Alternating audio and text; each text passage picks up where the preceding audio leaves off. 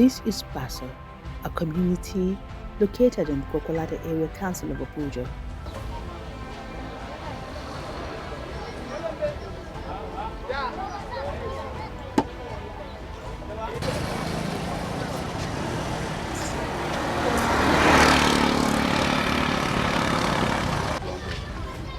It's a working day, morning time, signifying school hours.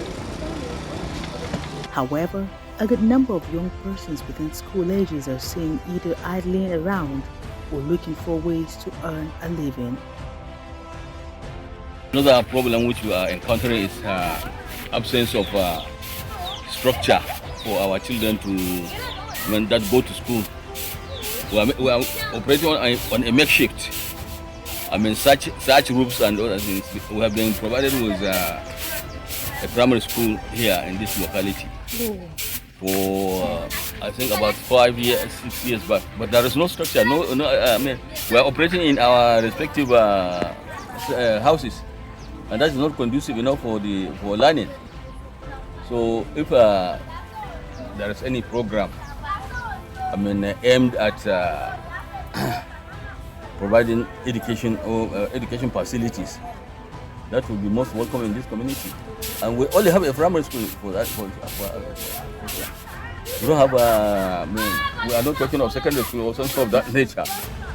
So even the primary school has not taken up properly. There are teachers, but there are no classrooms.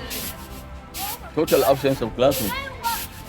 So in whatever way we can get assistance will be highly appreciated. The primary school is operating on a makeshift basis. Now, there is no permanent structure. A kind of classroom with chairs and tables and board and whatever. We don't have it. We operate on the open space. At times we rent. We look for a house where we conduct our teaching. So indeed, we need a conducive atmosphere for learning, and that can only be possible if there are classrooms and necessary amenities such as chairs and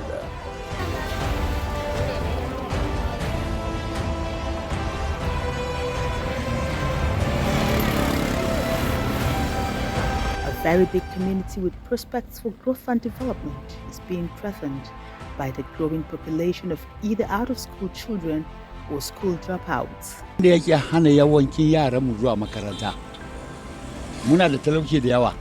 Some of the reasons why our children don't get the opportunity to go to school is poverty. It's not everyone that will get the opportunity to go to school because of the rules of the school and the school activities. Now this morning, some of the children have not eaten breakfast or found a way to go to school. All these things are what hinders our children from going to school. There is no parent that do not want his or her child to go to school or complete their education as a child should, but not having money and not having what to eat are what hinders us. The elderly ones have held on to everything for them and their family and do not care about their neighbors' rights. For instance, I've been trying to get to Gwagwalada. It's just now that God provided a means for me to get there. Now, even if I'm coming, I will have to hustle and look for another way or means to get back. And all this is for me to get a means to feed my family. With all this now, how do I get to feed my family? Not to talk of sending my children to school. These are some of the issues. The myriad of challenges are such that do not allow children to go to school. Go school, primary school, and I don't go secondary school. Like the money, I don't get money while I go inside. I do like my kids. I say for it. Since I do almost up night too. Yeah, I know it's 5 years. Me, I go reach like 23 or 20. And money no day for now. Where I go enter. Yeah, money go reach like 50,000. So get money, you go carry your money, you go buy fuel, you go sell them. Every day one that can help you sell, go get. Or I like 2,000 or 2,500. Yeah, I keep them. Every time I do I'll go give my entire makaranta. I dey buy rice with my tiraka. I dey buy yes for my mother. I dey buy my go give my mother made one for house every day. And I like so. So if I get now, I go to my father say the money don't reach. If you know it's me, I my enter for school. Ẹ darapọ̀ mọ́ wa lórí ètò Lives and Works lórí ẹ̀rọ rédíò AD for TV radio bí a ó ṣe máa fojú lámẹ̀yìntàn wo àwọn ìwà ìbàjẹ́ lórí ètò ẹ̀kọ́ ní gbogbo ẹ̀ka ètò ẹ̀kọ́ ní àwọn ilé ìwé ìjọba tó wà nílùú Àbújá tí ń ṣe olú ìlú orílẹ̀-èdè Nàìjíríà àti ipa irúfẹ́ ìwà ìbàjẹ́ náà máa ń kó lórí àwọn ọ̀dọ́mọdébìnrin ọ̀dọ́mọdékùnrin àwọn àkàndá ènìyàn àwọn obìnrin àti ọ̀dọ́ lápapọ̀. Bákan náà lórí ètò yìí a ó tún máa ṣàgbéyẹ̀wò nípa àwọn ètò ìlànà ìjọba tó ṣe pàtàkì àti ipa tí wọ́n ń kó lórí àwọn olùgbé ìlú Àbújá.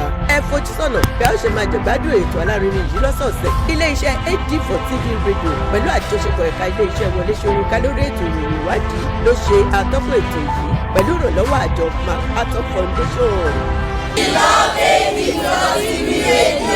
Other environmental challenges and issues related to inadequate water supply and lack of infrastructure, such as electricity and school buildings, are further compounding the inability of the growing children and rising youth population to attend school. In this community, we are in need of many interventions, particularly with our electric lights. We have got a transformer fixed here for the first, and the light has not been provided. We are in need of water because water is a source of life, and as a matter of fact, we do not have it in sufficient quantity. We rely mostly on boreholes, and the boreholes, some of them are not functional. Some of them have got spoiled long back, and you can see the rubbish here at the back. We have done what we could to see that we get it cleared, but unfortunately we have not been successful. You see, and this is a threat to health, and we will very much appreciate if we can get a form of assistance to our agency, and that will help us a lot. The danger of these is the potential threat of raising a generation of children who may be lured into criminal acts.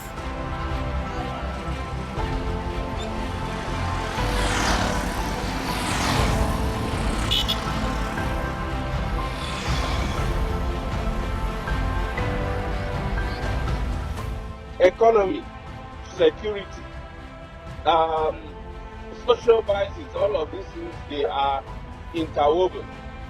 If you have a thriving economy, chances are that there will be more jobs for people of all categories.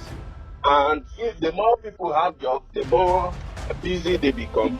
And of course, like you know, the idle mind is the devil's workshop. And so the less people you have available for the devil to take over their mind, the more secure your country is.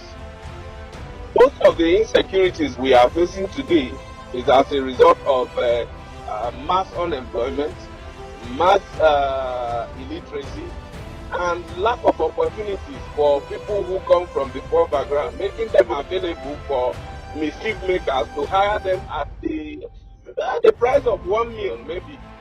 So when the educational system is not in tune with the current demand of the labor system, whether domestically or globally, you have a lot of insecurities to deal with, because there are people who can't get a job. Everybody must eat. Everybody has one need or the other. And if they can't meet it through the legal means, they will meet it through any other means that is available to them. And of course, don't forget that morality is relative in the minds of the person. If the person feels that this is the only way I can make ends meet, for him it is morally right. Okay, so education is the bedrock of any nation. If you want to fix the issue of security, if you want to fix any kind of challenges you face in any society, you must first educate the people so that they can understand the implication of their individual contributions, whether positive or negative, to the system. So education will definitely have serious issue on the security situation. If you look at the geopolitical demography of insecurity in the country today, you will see that the level of illiteracy within a zone is highly correlated to the level of insecurity. So it is no news. It is not something that we can debate. It is a fact that where education is low or the quality of education is low, security is bound to erupt.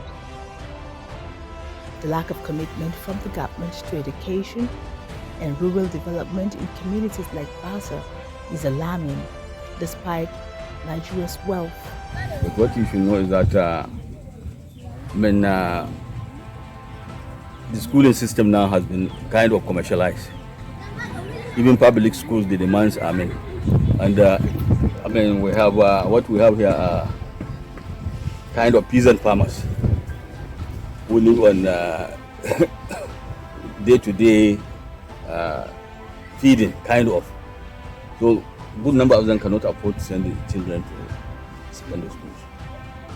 And they are primarily engaged in farming and other manual work. So what can one do?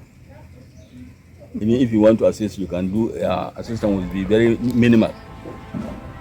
This is, I think, is the responsibility of the, government, so to say. Over 10 million children are out of school, with the majority residing in rural areas.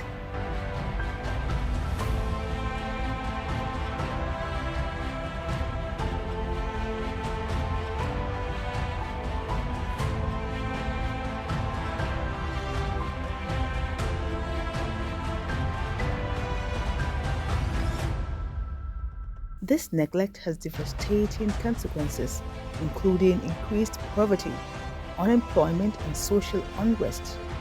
It is a waste of human resource to not educate the man child, the boy child, if you want to put it, in a country that is patriarchal in nature like ours. Because that boy is going to grow up and get married. In some of our religions, say the Islamic religion for this, and that child can marry up to 4 wives. And if he's practicing our traditional religion, then he can marry up to 20 wives. And he is going to be the head of that family. So, and you don't expect a man to give what he doesn't have. So that is one way to look at it. That is assuming the person decides to be responsible and then try to grow old and raise the family. But the immediate thing that occurs to such people is becoming a nuisance to the society. And these are the group of people you find scavenging everywhere in Abuja now, removing iron from manholes and constituting a lot of dangers to road users and all of that. Removing our public infrastructures. The iron that will serve as support or barricades on bridges are being cut out by people like this. So, whereas we don't have data to say that it is necessarily these dropouts that do this to you, but they are the ones most likely. If you look at the scavengers around the city today, they are people who didn't go to school and didn't learn any form of handwork. So, when education is low in a society, you are going to have the level of social vices increasing. Crime will also increase. So, it is the direct impact of what you are seeing in our society today. The place is not safe. Anybody who is not educated will find it very difficult to understand the impact of their individual activities on the country. And so they do anything they think fit at the moment. That is what we are observing in our country today. So the impact of children dropping out of school is very, very negative on the society, and we should do everything we can to ensure that this kind of thing will not exist. Sonye anyị n'ileba anya na ọtụtụ mpụ na nrụrụ aka jupụtara na ụlọ akwụkwọ gọọmenti ndị nọ n'isi obodo Naijiria bụ Abuja, tụmadụ ka o si metụta mmụta na agụmakwụkwọ n'ogo dịgasị iche iche n'ebe ụmụntakịrị nwoke na nwaanyị nọ, ndị ntorobịa, ụmụ nwaanyị tinyekwara ndị nwere nkwarụ. Sonye ihe emereme Leaves and Worms na AD for TV Radio, ebe a na-eleba anya ma na-atụgharị atụmatụ gọọmenti dịgasị iche iche ka o siri metụta isiokwu a akpụ n'ọnụ. Na-esonyere anyị n'ihe emereme akwa izu ụka ọbụla n'akara mgbasa ozi anyị niile. ọ bụ AD for TV Radio na njikọ aka Wole Soyinka Center for Investigative Journalism tinyekwara MacArthur Foundation kwadoro ma hụ maka nke a.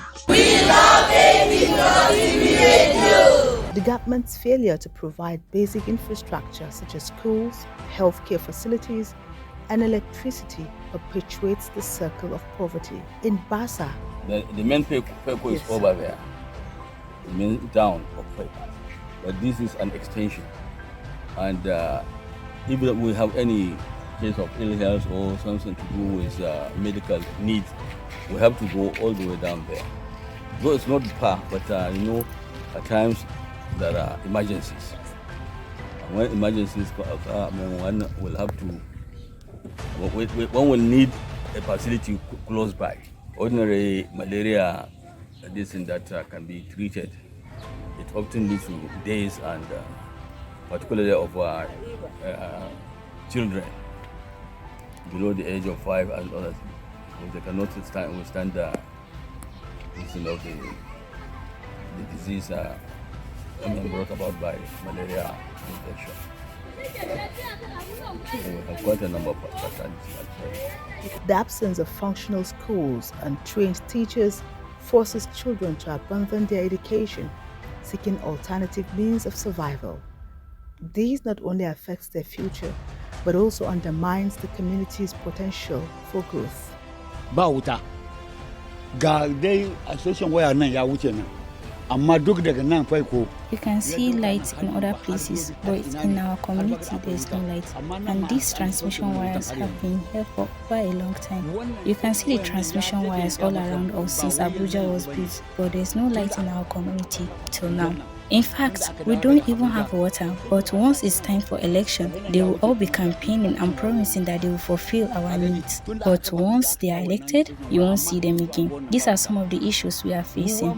Now, even if our children go to school, they won't get employed or have same opportunity their children will get in order to sustain their family needs. I have a child that have graduated from the university, but he's into Okada business. Even this one selling black market is my son. You see, there is no how we are going to do it. We have to find something in order to survive. Though huge sums of money are chunked out every month to the Abuja area councils on a monthly basis to cover budgets for education and rural development, tangible results are yet to be seen.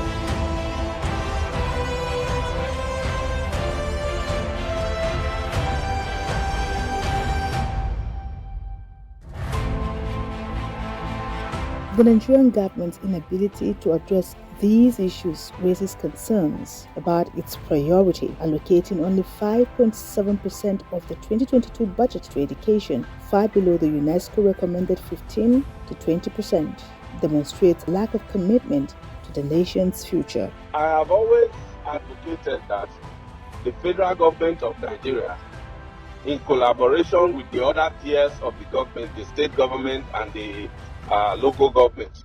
I understand from the current arrangement, whereas the federal government is responsible for the overall policy of education and framework of education in Nigeria, they are only focused on developing some special tertiary institutions with a few unity schools. The state government are responsible for both primary and secondary education, with the primary almost always relinquished to the local government. But as you would know already, the local government has been bastardized over the years by government. Only recently we are having the local government autonomy bill and all of that. So at the end of the day, we haven't seen a comprehensive strategy towards improving the overall quality of education in the country. This is what I expect that the government of the day should work on. If I even look at our curriculum, it is outdated. It no longer suits the current labor market. As the population of out-of-school children continues to grow, so does the risk of social instability. It is imperative that the government prioritizes education and rural development to ensure a brighter future for Nigeria's youth and the nation as a whole. I think that we should shift the emphasis to practical and functional education, where children are taught how to solve problems in practical ways within the country and the country's education system. That will empower them so that by the time a child drops out of primary school, that child is probably maybe a plumber. Maybe he can get plumbing jobs. Maybe the child is a technician who can fix people's televisions and maybe phones. Maybe the child already knows how to do catering business. Maybe the child already knows how to sew clothes. Maybe the child already knows how to do one or two things that they can actually go out there and get paid for. And when government announce support programs or empowerment programs, it should not be about giving people 10,000 naira. It should not be about giving rights to families. It should be about equipping them with skills that they can turn into money and the ability to turn these skills into money. That is the only way we can truly raise people from poverty. And above that, there is nothing that will make this kind of program work except there is a favorable environment for entrepreneurship to thrive in Nigeria. That we don't have at the moment. We don't have agencies of the government striving with all their might to raise new businesses within the country, grow them to a national level and internationalize them. The American society we are talking today has a huge economy, and our people run away from here to that place to go and work and do whatever they need to do to fulfill their life, because there are a lot of small businesses that have grown to international business. You can count up to 200 multi-billion-dollar international corporations that originated from the USA. China is the same thing. Look at all the developed countries. It is the same thing. So, as the government is rolling out programs of empowerment, you must also roll out conscious programs to create enabling environment for small businesses to thrive and to also grow and become international businesses. This will create employment for people at all levels. All the sectors of the economy today, they require innovative thinking. But a lot of people are not doing anything there because the government does not support and protect their own enterprises. So this is something I think the government should focus on if we must be able to lift people from poverty. Of course, 3 weeks have been taken out of their scheme of work.